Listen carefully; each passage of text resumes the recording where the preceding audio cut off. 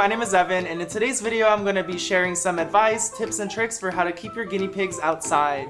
Now obviously my guinea pigs are not outside, but I did have them outside for a little bit over a year, so I'm just going to share a little bit about how I made the cage and what I used to do while they were outside to hopefully help you if you're deciding on the same thing. Now before I go on, just make sure that you subscribe if you haven't yet so that you don't miss more videos from me. Also hit the bell icon. I make new guinea pig videos every Sunday.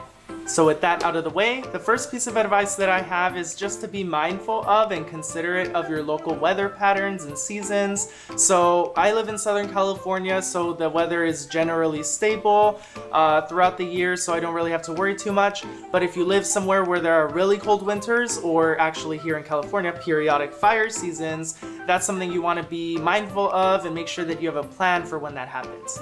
The next thing I would recommend, and this kind of goes into the weather a little bit, but you want to make sure that your cage is like 100% covered on the sides, on the back, in the front, and on the top. You want to make sure that it's a solid roof. That way it provides shade for the guinea pigs. The shade is really important because the guinea pigs do not like direct sunlight, kind of like how you haven't liked this video yet. And one thing I know from experience, whenever the lid was opened and the guinea pigs were in sight, I would hear and see birds around. There was like a nest right above them, and they like just got so excited. They were like, oh my god, there's a guinea pig. So you definitely want to make sure that it's completely covered. That way nothing scares them and nothing bothers them.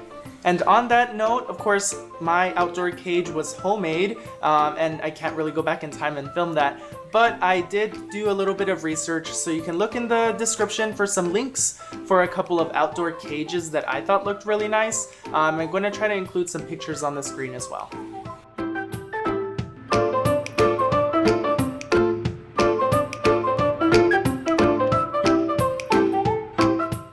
Tip number 3.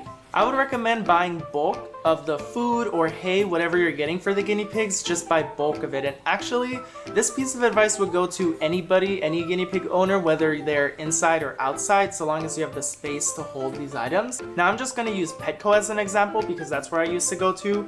For the hay, the biggest I could find was a 90-ounce bag, which is like 6 pounds for $27. And then for the food, the biggest I could find is a 10-pound bag for $24. So what I get now is from Chewy.com, which is a website for pet supplies, not just guinea pigs, but all kinds of pets. The hay that I get is a 50-pound box. So remember from Petco, it was a 6-pound bag, but this is a 50-pound box for $50, as well as a big bag of hay, 25-pound bag of hay for $30. And you just save so much money buying online instead of in store. I'm spending now less than a quarter what I spent on the hay and less than half what I used to spend on food. Like, it's not even a few dollars, it's like massive.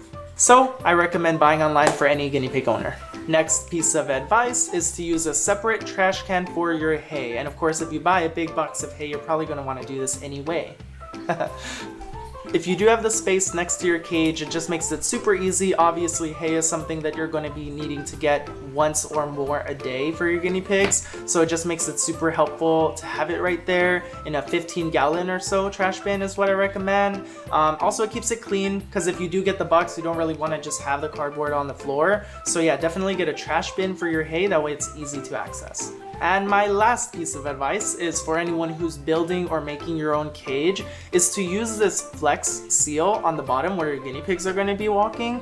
The color does not matter. I think they have white, black, and clear, but it really doesn't matter. The point is it almost goes on like a paint, and so you're going to let it dry. I would say 2-3 days to let it completely dry, that way it's safe. But it turns the wood bottom into like a rubbery waterproof.